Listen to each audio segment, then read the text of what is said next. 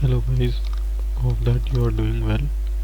So today we will discuss about the topic of mechanics of solid, which is combined stresses. So uh, here we start now. Definition of combined stresses. What is combined stresses? We can say that any state of stresses that cannot be represented by a single component of stresses, one that is more complicated than simple tension and compression. Basically, we solve any beam or any body uh, in a single load, in a single stress very easily.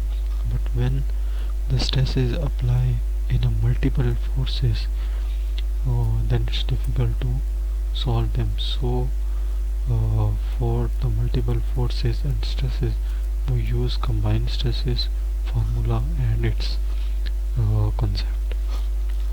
So combined stresses is the combination of two different stresses acting on the object.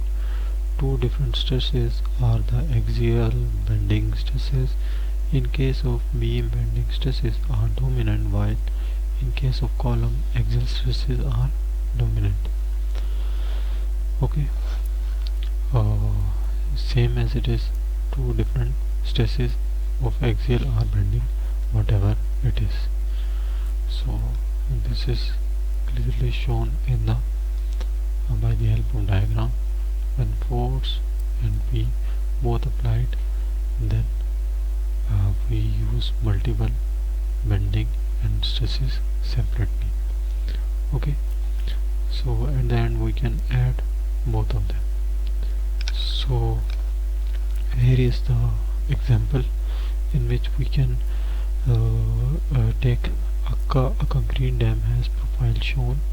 It's a concrete dam. If the density of a concrete, density of both water and concrete are given, and determine the maximum stresses on M, and if the depth of water behind the dam is H. So basically these diagrams are given in the question. We need to just solve by combined stresses formula. We know that this shape is the combination of, if we can divide this into one rectangle and one triangle, which is this.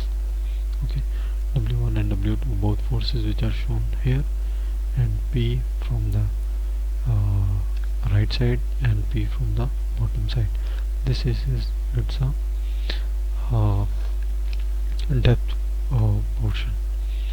So here is W1 is equal to rho V. We know that rho is equal to density into gravity, rho G. So density is given and 9.81 is our gravity. Volume of body 1. Volume of body 1 is W1. W1 is 3 is the width, H is 15 height, and 1 is breadth. Breadth is same, here you can see. So we divided by 1000 because our answer is coming to Newton.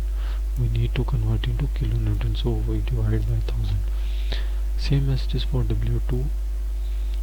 Its volume is 6 into 20. Basically whole is 9 and 3 is for rectangle. 9 minus 3 is 6. Okay, so 6 into 20, same 1, and half is come from its rectangle, its triangle. Sorry, half base into height, triangle formula, divided by 1000 and it's converted into kilonewton. Same as it is for P we know its formula, rho HK divided by 2. Rho is 1000, H is 9.81, G is 9.81, H is 15, and 2 we solve. So for equilibrium condition, we know that the P forces and W forces are equal, but it's minus sign due to the opposite direction. P and W are opposite direction, so negative sign. We are putting just values, and here is the calculation. Now for moment we are using P into 5. Okay, P into 5. With distance W into 3. So W basically W uh, how much for the W from P. So W1 is from right side and W2 from left side. So the distance of W1 from P is 3 and the distance of W2 from P is 0.5. So here is given simple calculation and our answer is come in kilonewton. So now geometric property, we know that we can take this body as its area 9 into 1, and same as this moment of inertia bh square divided by 12. Breadth, it's a breadth, and same as this some calculation. This is the formula of combined stresses. We have calculated P value, A value, M and I. So simple putting values and we got this equation. In this equation, z is the point, z is the variable where we can put its axis. So we have find 4.1, put in 4.5 in the right corner and left corner. We know that overall is 9, so we put a 4.5 half and half from left and right. So plus 4.5 and minus 4.5. So this our answer is for these 2 points. If you have need to solve from other point, so you can put every point which you want z value, so it gives you its maximum stresses.